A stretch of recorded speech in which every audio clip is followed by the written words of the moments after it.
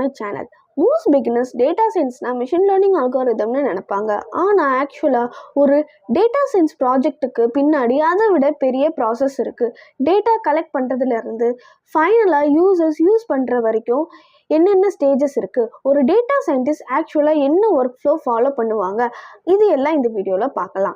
நம்ம சேனலில் Python series மூலியமாக ப்ரோக்ராமிங்க்கு ஒரு ஸ்ட்ராங்கான ஃபவுண்டேஷன் க்ரியேட் பண்ணியிருப்போம். இப்போது கிராஜுவலாக டேட்டா சயின்ஸ் வேர்ல்டுக்குள்ளே என்டர் ஆக போகிறோம். ஆனால் ஸ்டாட்டிஸ்டிக்ஸ், நம்பை, பேண்டாஸ், மிஷின் லேர்னிங் இந்த மாதிரி இண்டிவிஜுவல் டாபிக்ஸுக்குள்ளே போகிறதுக்கு முன்னாடி நம்மளுக்கு ஒரு கொஷினுக்கு ஆன்சர் தெரிஞ்சாகணும்.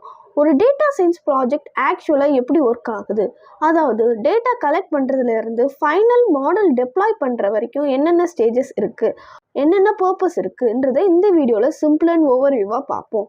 சரி, இப்போ டேட்டா சயின்ஸ் லைஃப் சைக்கிள்னால் என்ன? ரா டேட்டாவை மீனிங்ஃபுல் இன்சைட்ஸாக கன்வெர்ட் பண்ணி அதை யூஸ் பண்ணி மிஷின் லேர்னிங் மாடலுக்கு க்ரியேட் பண்ணுற கம்ப்ளீட் ப்ராசஸ் தான் இந்த டேட்டா சயின்ஸ் லைஃப் சைக்கிள். இந்த வீடியோவில் ஒவ்வொரு ஸ்டேஜஸ்க்கும் உள்ள இருக்கிற ஓவர்வியூவை பார்ப்போம். அப்கமிங் வீடியோஸில் அதை வச்சு ப்ராக்டிக்கலான எக்ஸாம்பிளோட டீட்டெயிலாக பார்ப்போம். ஓகே, இப்போ ஃபர்ஸ்ட் ஸ்டேஜை டேட்டா கலெக்ஷன். சிம்பிளாக சொல்லணுன்னா நமக்கு சால்வ் பண்ண போகிற ஒவ்வொரு ப்ராப்ளமுக்கும் தேவையான டேட்டாவை கலெக்ட் பண்ணுறது தான் இந்த டேட்டா கலெக்ஷன். டேட்டாவை டிஃப்ரெண்ட் சோர்சஸ் மூலியமாக நம்மளுக்கு கிடைக்கும். CSV file, database, APIs and websites, இந்த மாதிரி நிறைய சோர்சஸ் இருக்குது. இப்போ எக்ஸாம்பிளுக்கு ஃப்ளைட் ஃபேர் ப்ரெடிக்ஷன் எடுத்துக்கிட்டோம் அப்படின்னா அதில் இருக்க airline, sources, destination, duration, ticket price, இந்த மாதிரியான இன்ஃபர்மேஷனை தான் நம்ம சொல்கிறோம். ஓகேவா? இப்போது சிம்பிளாக சொல்லணும்னா ஒரு ரைட் சோர்சஸ்லேருந்து ரைட் டேட்டாவை கலெக்ட் பண்ணுறது தான் இதோட கோல். இப்போ இதே மாதிரி டேட்டா சோர்சஸ் அண்ட் கலெக்ஷன் மெத்தட்ஸை பற்றி நெக்ஸ்ட் வீடியோவில் டீட்டெயிலாக பார்ப்போம். இப்போ டேட்டா கலெக்ட் பண்ணிட்டாச்சு, இது உடனே டைரெக்டாக மாடலுக்கு கொடுத்துலாமா அப்படின்னா அதுதான் இல்லை. அதுக்கு நெக்ஸ்ட் ஸ்டெப்பாக நம்ம டேட்டாவை க்ளீன் பண்ணணும். இப்போ ரியல் வேர்ல்டு டேட்டாவை மோஸ்ட்டாகவே பர்ஃபெக்டாக இருக்கிறது கிடையாது. அதில் சில missing values, duplicates, incorrect values, unwanted காலம்ஸ்லாம் இருக்குது. ஸோ இந்த மாதிரி ப்ராப்ளம்ஸ் எல்லாத்தையும் சால்வ் பண்ணி ஒரு டேட்டாவை ப்ராப்பர் ஃபார்மேட்டுக்கு கொண்டு வரதுக்கு தான் டேட்டா க்ளீனிங் யூஸ் பண்ணுறோம். சிம்பிளாக சொல்லனா டர்ட்டி டேட்டாவை க்ளீனிங் டேட்டாவாக மாற்றுறதுக்காக டேட்டா க்ளீனிங்ன்ற ப்ராசஸ் யூஸ் பண்ணுறோம். ஓகேவா?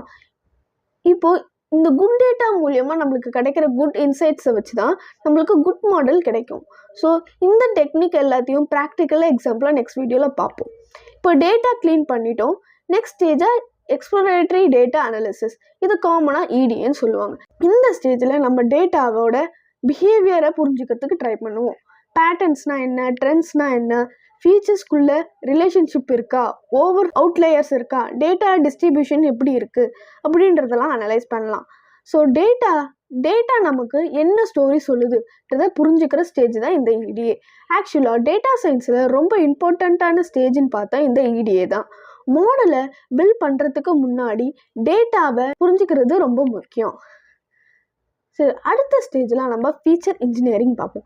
ஃபீச்சர் இன்ஜினியரிங்கிறது எதை சொல்கிறாங்கன்னா வேரியபிள்ஸ் வேல்யூஸ் இம்ப்ரூவ் பண்ணுறதுக்காக யூஸ் பண்ணுறது இந்த ஃபீச்சர் இன்ஜினியரிங். ஓகேவா?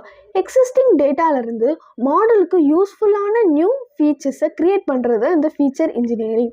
எக்ஸாம்பிளுக்கு டேட்டான்ற காலத்திலேருந்து நம்ம இயர்ஸ், மந்த், டே, வீக் டே இந்த மாதிரியான புது ஃபீச்சர்ஸை க்ரியேட் பண்ணலாம். ஸோ இதுக்கு யூஸ் பண்ணுற என்னென்ன டெக்னிக்ஸ் பார்த்தோம் அப்படின்னா என்கோடிங், ஸ்கேலிங், அக்ரிகேஷன், இந்த மாதிரியான டெக்னிக்ஸை யூஸ் பண்ணி மாடலுக்கு பெட்டர் இன்புட்டை ப்ரிப்பேர் பண்ணுவோம். சிம்பிளாக சொல்லணும்னா பெட்டர் ஃபீச்சர்ஸ்னா பெட்டர் ப்ரிடிக்ஷன்ஸ். ஃபீச்சர் இன்ஜினியரிங்கை மாடல் பர்ஃபார்மன்ஸ் இம்ப்ரூவ் பண்ண முக்கியமான ஸ்டேஜாக இருக்குது. ஸோ இப்போ டேட்டா ரெடியான அப்புறம் நெக்ஸ்ட் ஸ்டேஜை நம்ம மாடலை பில்ட் பண்ணலாம். இந்த ஸ்டேஜில் மிஷின் லேர்னிங் அல்காரிதம் யூஸ் பண்ணி மாடலை ட்ரெயின் பண்ணுவோம். Linear regression, decision tree, random forest, XGBoost மாதிரியான அல்காரிதத்தை யூஸ் பண்ணி டேட்டாவிலேருந்து பேட்டர்னை லேர்ன் பண்ண வைப்போம். இப்போ டிஃப்ரெண்ட் ப்ராப்ளம்க்கு டிஃப்ரெண்ட் அல்காரிதம் யூஸ் பண்ணுவாங்க. இந்த மாடல் தான் லேட்டர் ப்ரிடிக்ஷனுக்கு ஹெல்ப் பண்ணும். ஸோ சிம்பிளாக சொல்லணும்னா டேட்டாவை யூஸ் பண்ணி ப்ரிடிக்ட் பண்ணக்கூடிய மாடலை க்ரியேட் பண்ணுறது தான் இந்த மாடல் பில்டிங். மாடலை பில்ட் பண்ண உடனே அது பர்ஃபெக்ட்னு சொல்ல முடியாது. அதனால நெக்ஸ்ட் ஸ்டெப்பில் நம்ம மாடல் எவாலுவேஷன் பண்ணுறோம். இந்த ஸ்டேஜில் மாடல் எவ்வளோ நல்லா பெர்ஃபார்ம் பண்ணியிருக்குன்றத எவாலுவேட் பண்ணுவோம். ரிக்ரெஷன் ப்ராஜெக்ட்ஸ், கிளாசிஃபிகேஷன் ப்ராஜெக்ட்ஸ்னு 2 டைப் இருக்குது. இப்போ ரிக்ரெஷன் ப்ராஜெக்ட்ஸ்னால் வந்து R-ஸ்கொயர், RMSE இந்த மாதிரியான மெட்ரிக்ஸை யூஸ் பண்ணுவோம். கிளாசிஃபிகேஷன் ப்ராஜெக்ட்ஸ்னால் அக்யூரசி, ப்ரிசிஷன், ரீகால், F1 இந்த மாதிரியான மெட்ரிக்ஸை யூஸ் பண்ணுவோம். இந்த எவாலுவேஷன் மூலமாக மாடல் ரிலேபிளாக இருக்கா, இம்ப்ரூவ் பண்ணணுமா இன்னும், இல்லை ஓவர் ஃபிட்டாக இருக்கான்னு அனலைஸ் பண்ணுவோம். சிம்பிளாக சொல்லணும்னா மாடலோட குவாலிட்டியை மெஷர் பண்ணுறதுக்காக இந்த மாடல் எவாலுவேஷன் யூஸ் பண்ணுவாங்க. ஃபைனல் ஸ்டேஜாக நம்ம வந்து மாடல் டெப்ளாய்மெண்ட் பார்க்கலாம். மாடலை க்ரியேட் பண்ணிவிட்டு நம்ம லேப்டாப்லேயே வச்சுக்கிட்டு யூஸருக்கு யூஸ் ஆகாது. அதனால ட்ரெயின்டு மாடலாக website, mobile application, cloud platform இல்லைன்னா ப்ரொடெக்ஷன் என்விரான்மெண்ட்னு டெப்ளாய் பண்ணுவோம். அப்போது யூசர்ஸ் ரியல் டைமாக அந்த மாடலை யூஸ் பண்ணி பார்க்க முடியும். டெப்ளாய்மெண்ட்டுக்கு அப்புறம் மாடல் பர்ஃபார்மன்ஸை மானிட்டர் பண்ணலாம். ரெக்குயர்மெண்ட் அப்டேட்ஸையும் நம்ம அப்டேட் பண்ணிக்க முடியும். சிம்பிளாக சொல்லணும்னா மாடலை ரியல் வேர்ல்டு யூஸ் பண்ண ரெடி பண்ணுறது தான் இந்த மாடல் டெப்ளாய்மெண்ட்.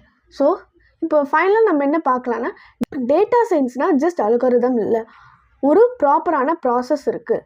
அந்த ப்ராசஸை புரிஞ்சுக்கிட்டா டேட்டா சயின்ஸ் ஜேர்னி ரொம்ப ஈஸியாக ஆகிடும். நம்ம நெக்ஸ்ட் வீடியோவில் ஒவ்வொரு கான்செப்டையும் ப்ராக்டிக்கல் எக்ஸாம்பிளோட ஸ்டெப் பை ஸ்டெப் பார்ப்போம். இந்த வீடியோ மிஸ் பண்ணக்கூடாதுன்னா சேனல் சப்ஸ்கிரைப் பண்ணுங்கள், பெல் ஐக்கானை கிளிக் பண்ணுங்கள். தேங்க்ஸ் ஃபார் வாட்சிங்.